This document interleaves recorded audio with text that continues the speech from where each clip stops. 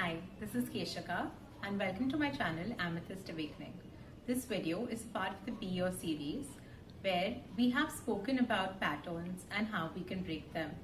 And one of the most important and integral part of that is making the right choices. And today that's what we're going to deep dive into. We have my friend Sakshi joining us and she's going to ask us some questions that she has, which I'm guessing some of you might have as well. So let's begin. Hi everybody. Hello Sakshi. Hi. So my first question is, before making any decision, for a person like me, I usually go completely into a blank space because the fear that I have before making any decision conquers my entire brain. So for me in order to even decide the pros and the cons of each choice, I need to have that kind of calm, which I have never been able to achieve. So what would you suggest I do to achieve the calm before I make the decision? So when we come to deciding or figuring how to get the calm, it's important that we first realize why there is so much pressure built around it. Now, for any decision, some people get excited to make the choices, some people get stressed out. And in both cases, it is because there's a lot at stake. And when you actually sit down with the pros and cons list or making mind charts and drawing scenarios and stuff, you look at the best case scenario and the worst case scenario, and usually the worst case scenario overpowers the best case scenario in your thoughts, which is where the fear arises from. And it's usually not the fear of making the decision actually, or the choice you have at hand right now. The fear is actually of the result of the worst case scenario. So when we make these mind charts and these flow charts or whatever analysis we are doing, we have to understand that we are just doing that as information, as good to know things. So once you've made all your things and all your scenarios, it's important that you take a deep breath, have some water, ground yourself. So when I say ground yourself, you bring yourself in the present moment and just focus on the now. Like right now, you have to choose between doing something or not doing something. And what might happen after is actually something in the future where we are not right now. So we have to understand that right now we're in the present where the choice is only between doing something and not doing something. That for once will make it more simplistic, and once it becomes simplistic, it sort of lifts the pressure out of the entire situation and the decision that you have to make, because then you don't see it as you potentially doing fabulous in life or you potentially messing up your life. You only see it as you choosing between A and B. And so it becomes simpler. Now, how do we know what is the right choice between A and B? Typically, and in all scenarios, A or B, like one of the options is going to be driven by love and one of the options is going to be driven by fear. So one option would be because you love someone or something, or because you really want to do something, you're really passionate about something. And the second is driven by fear. While sometimes it may be difficult to identify this is driven by fear, because we might think of it as us, really protecting someone, ourselves or someone else, or I don't like saying it like that, but we feel like we're being rational and we're trying to have a safety net of our own. But we're actually assuming in the process that we are going to end up in the worst case scenario. And it's actually driven, all of those actions are driven by fear of ending up in the worst case scenario. So in that case, that action is driven by fear. And in life, if you really want to reach your highest potential and live your best possible life, then you must choose love. And that would require a lot of courage, but it's in your best interest to somehow gather the courage, because we all are stronger than we think we are. And sometimes you just have to take that leap of faith. It's like when you're going for a bungee jump, and even though you have paid up for the bungee jump already, when you're standing at the cliff wanting to jump, your mind does reconsider things at times, right? And some people might hold back, some people might want to go forward with the leap. But do you really want to take the leap? In that case, you must jump. And if that's something you just did because your friends were doing and you really don't want to take the leap, then irrespective of whether you have paid up for it or not, you shouldn't take the leap. It's basically identifying what you really desire and what you really want, or what is driven by love, and going with that. Right. So, listening to your example, I actually have two questions. Number one, I have a tough time choosing or understanding my heart, what my heart wants exactly. So, how do I understand what my heart wants? Now, there's another question that you could align with it or you could answer Yeah. separately. Is that how do I understand where my strength, like how strong I am as a person actually? I don't know my strength, and we won't know our strength unless we witness a situation. Like when you know that you can swim, you will not realize that how good you are as a swimmer unless you're thrown into the pool. So, Right. what emotionally would derive? Like, what could I do to understand my emotional strength? So when you are in the situation now, this is your situation to actually exhibit your strength. And this is your chance to gather it up. And if you do make that choice, then you know you have the strength to make it, right? The only thing that is holding you back is your ego self, if I may put it that way. That is that little sound in your head that thinks you are more protected by not doing something even though you really want to, because it is something new and it's something you've never done before. But it's just like a kid learning to walk, right? They've never walked before and they stand up and they try to walk and they fall a couple of times, but ultimately we did learn to walk, right? So in whatever way, and everyone has their own limitations and their own strengths, but only by putting yourself in that situation will you realize what it is.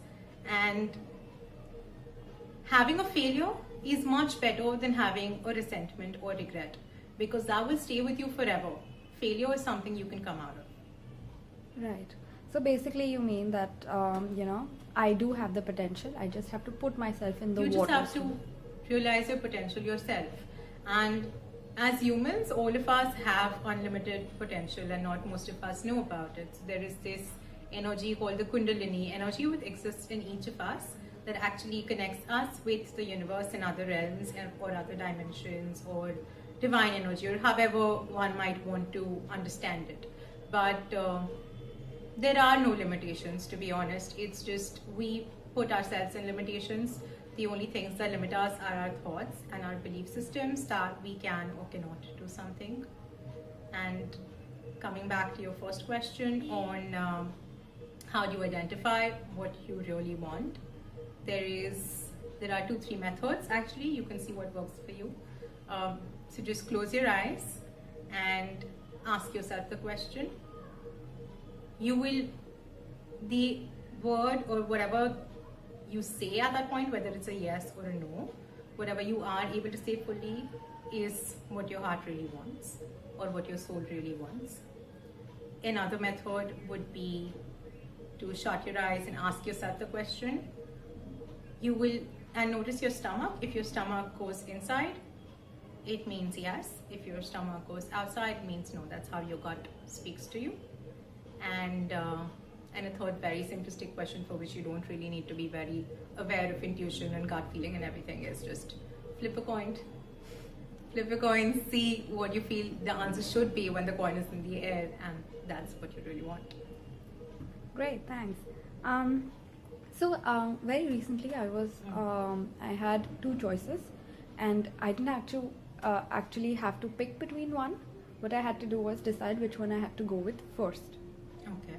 So how do I understand how to prioritize? Now, it could be not even driven emotionally. Either it could be driven emotionally, or it could be driven financially, or it could be Right. related to career, etc. etc. Right. Like there are a lot of topics, right? So how do I prioritize between the two choices?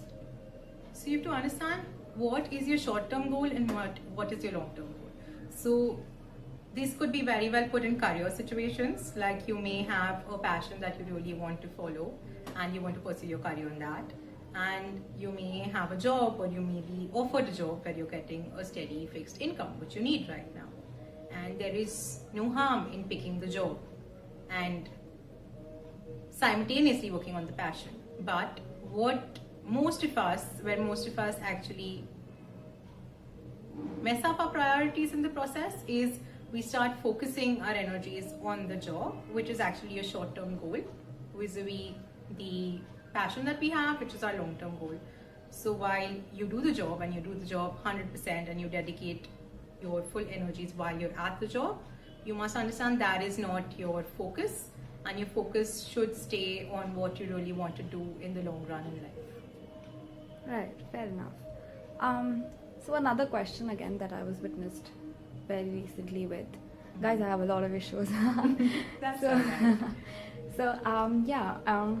so I had to make an emotional decision. I'm actually doing two things, as you also know. I'm following not just a job where I get a stable income, but I'm also following my passion, and I really lack sleep right now. So what I wanted to know is, when I have already made the decision, right? I'm facing the repercussions right now. What could I do to be in a situation where I am not forced to pull out of my choice Okay. and continue with it, like gain strength to continue with it? Because there are times of weaknesses that humans in general have, like Yeah, all why positive. put in so much effort, right? Why put in so much effort? We may not gain anything from the passion that we're following. So what do I do to make myself stronger? Why put in so much effort? Because that's what you want to do. Yeah. So that's why you put in so much effort, because that's something you do for yourself and not for someone, not for money. Like, we all want financial abundance from our passion, and we all want that to become our living. But that's not the reason why it's called your passion or your mission, is because that's something you do it just because you want to do it.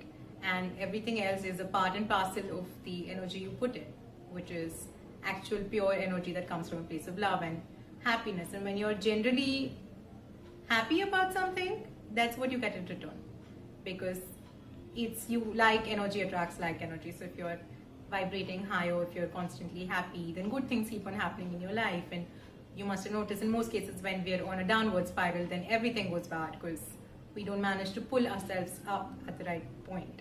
So you do it because you enjoy it. As far as it comes to managing the time, it's important that we draw our boundaries and we understand what our personal capabilities are, what our needs are, and accordingly we manage our time. So one skill that most of us lack very well, especially empaths, is the skill to say no, and also to identify when to say no, because in most cases you don't want to hurt other people, or you just feel like, okay, I can push myself a little to do this, but in the long run you're burning yourself out, you're draining yourself out, and that's never healthy. So it's very important to draw your boundaries, to know your boundaries, and where you can give someone a leeway or something a leeway, and where you can't. You can't say, you might not be able to say no to everything, but you might have to prioritize when it comes to your job and when it comes to your passion. We must set achievable goals. Sometimes the initial pickup could take some time, and time honestly is an illusion. So I don't like people binding themselves to time in general. I don't understand why most people do that, while I did that most of my life as well. But now that I see it, like, the clock or time is a construct we created ourselves, and then as humans we tied our entire life to that. So we must have goals, but we must have achievable goals, and no one understands our capacity better than ourselves. So while we should not underestimate ourselves, we should also not overestimate ourselves. And there is a short meditation, eye meditation, that I can tell you for the sleep thing. But while you can use it once in a while, when it gets too much, it's not something that I would ask you to sustain on instead of sleep. So there is this eye meditation technique that I'll quickly take you through. So you're supposed to keep your hands like this, basically cup them, and you put them over your eyes, and then you imagine, this is like a 5-minute meditation, but it gives your eyes relaxation worth or equivalent to 8 hours of sleep, basically. So you're going to be fresh after that. So you have to keep your hands like that over your eyes, and then you imagine any scenario. For example, you're imagining a football field with children playing, and gradually all the children start going away. It starts getting darker. You can't see the goal post anymore. You don't see the grass. And then it's just all pitch black because it's very dark. And you just need to hold that pitch black image for like 5 minutes, and that's about it. That will take care of the lack of sleep bit in terms of not having the refreshing energy in doing your day-to-day task. Great. Is that it? Or do you have any more questions? Not for now. I'll ping you later. All right, okay. So if I had to summarize everything in just one crisp sentence for you guys out there, is that whenever we're making a choice in life, and remember this is very important, we don't have to do anything. Like there is nothing called have to. Everything is a choice. If you think you have to do something, that is a choice you are making because you're choosing the fact that you have to do it. So there is no compulsion in life. Everything in life is a choice. And every choice can be further broken down into two very simple choices, which is between love and fear. So what do you want to choose?